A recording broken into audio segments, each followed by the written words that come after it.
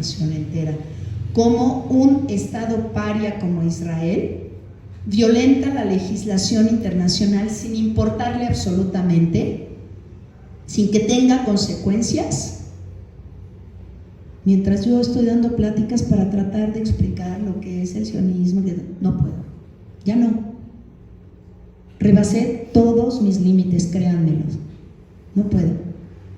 Es más, me quedo corta, me tengo que estar controlando para no decir todo lo que quiero decir, porque esto es intolerable.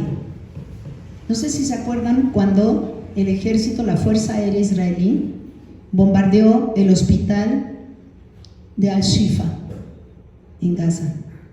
Lo primero que hicieron fue tratar de echarle la culpa a Hamas. ¿Cómo fue Hamas? Bueno, se equivocaron. Y pues los británicos, los periodistas británicos reportaron que esto era una mentira y la pusieron en evidencia. Entonces sí dijeron, ay, sí, bueno, perdón, nos equivocamos. Como no hubo consecuencias, entonces empezaron a bombardear hospitales y ya los devastaron todos. Y lo mismo pasó con las personas que iban a recoger la ayuda humanitaria, la poca que llega. Se juntan hace como una semana, un poco más, y justo cuando están recogiendo la ayuda, el ejército los balea y mata a más de 100. Un miembro de las Fuerzas Armadas, que además no se llaman Fuerzas Armadas, fíjense nada más que lindo, se llaman las Fuerzas de Defensa de Israel. O sea, Israel no hace más que defenderse, porque tiene derecho a defenderse, porque tiene derecho a existir.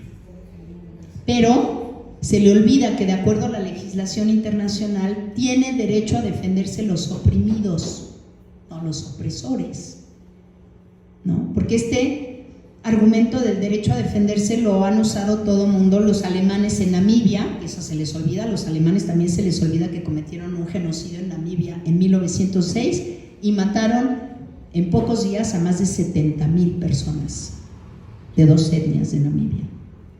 ¿Y cuál fue el argumento? Tenemos derecho a defendernos. Bueno, lo mismo que está diciendo el ejército de Israel, ¿no? Con el derecho a defenderse, pues balean a los palestinos y luego dicen, sí, perdón, nos equivocamos, fue un error, como dice el de las Fuerzas de Defensa de Israel, no del ejército, las Fuerzas de Defensa de Israel. Nos equivocamos, fue un error. No hubo consecuencias otra vez. Entonces ahora, de a tiro por viaje, cuando hay una entrega de ayuda humanitaria, balean a la gente. Es más, ¿por qué no les tiramos una bomba, como pasó ayer? Porque no hay consecuencias. Porque lo cierto es que la postura de la mayor parte de los países que no son abiertamente aliados cómplices de Israel es, por decirlo menos, tibia, incluido el gobierno de México. Y por supuesto, cuando alguien dice, oigan, hay que ponerle un alto a estos genocidas, como Sudáfrica, pues resulta que Sudáfrica le está haciendo el juego a Hamas, ¿cómo no? Y ya tenemos la denuncia ante la Corte de Justicia Internacional de Itamar Ben-Gvir, que es el ministro de Seguridad Interna de Israel, contra Sudáfrica, por ser el representante legal de Hamas. Échense esa. Y la Corte, que está atada de pies y manos, pero es lo único que hay, pues sugiriendo, ¿verdad? Israel evita los actos genocidas en contra de Palestina. ¿Y qué es lo que hace Israel? Voy a hacer una seña con la mano, pero me abstengo. Pues por supuesto que no la cumple, ¿verdad? Ni la cumplirá. Entonces, ante este escenario, ¿qué podemos hacer cada uno y cada una de nosotros?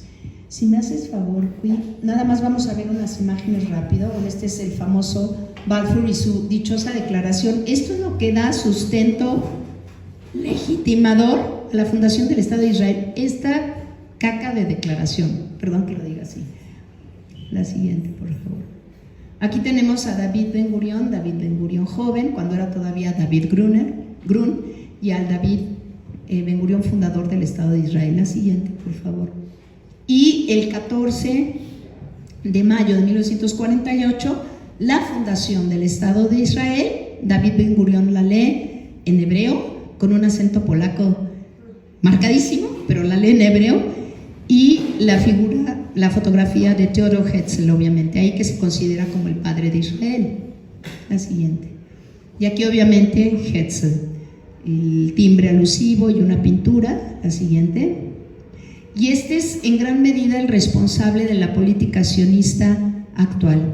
Es Vladimir Jabotinsky, que era un judío ruso también, que va a cambiar su nombre a Zev, y que mezcló mucho lo que era el sionismo político con la religión.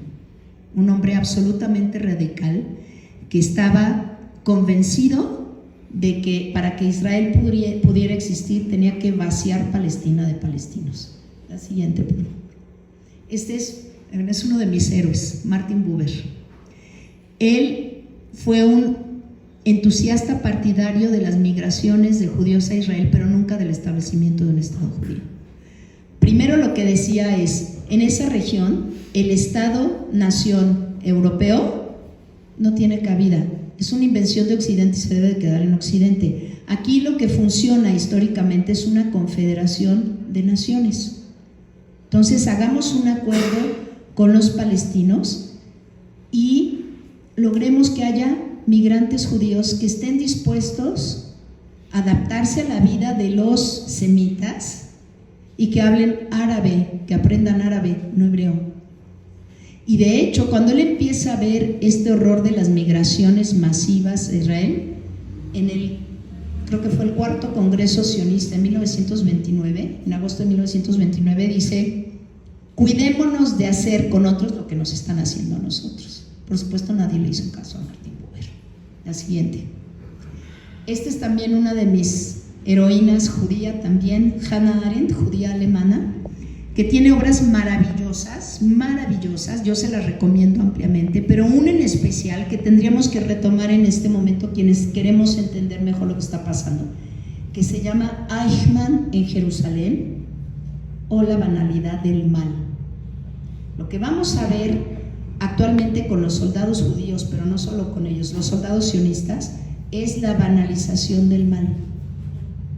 Es decir, vamos a ver a judíos, a sionistas, soldados, llevando la Torá, paseándola por las ruinas de la población que acaban de destruir, paseando la Torá y prendiendo menorás, que son los candelabros judíos, en medio de la devastación. Porque para ellos no solo no están haciendo mal, están cumpliendo su derecho divino a limpiar Palestina de palestinos para ocuparla ellos. El libro de Hannah Arendt se escribe a raíz del juicio que se hizo a Adolf Eichmann en Israel, que es un criminal de guerra nazi, y lo que más llama la atención de Hannah Arendt es la frialdad con la que Eichmann enfrenta a los fiscales. Jamás ni remotamente demuestra arrepentimiento, remordimiento o algo parecido a un poquito de empatía hacia las víctimas que él mandó a la muerte. Por eso me parece que hay que retomar esta obra, es casi obligado. Siguiente, por favor.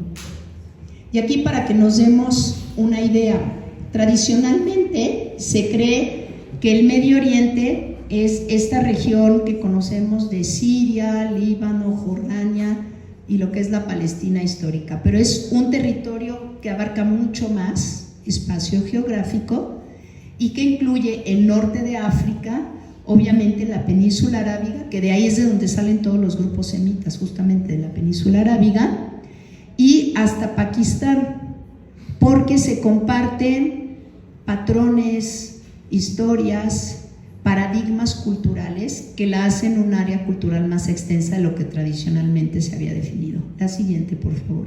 Siempre los mapas ayudan mucho.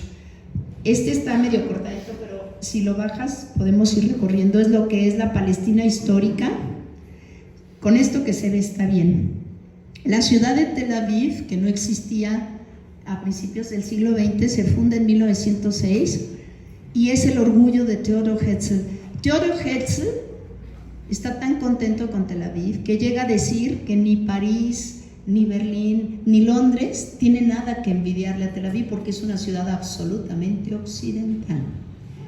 Tel Aviv quiere decir colina de la primavera. y es la capital administrativa, política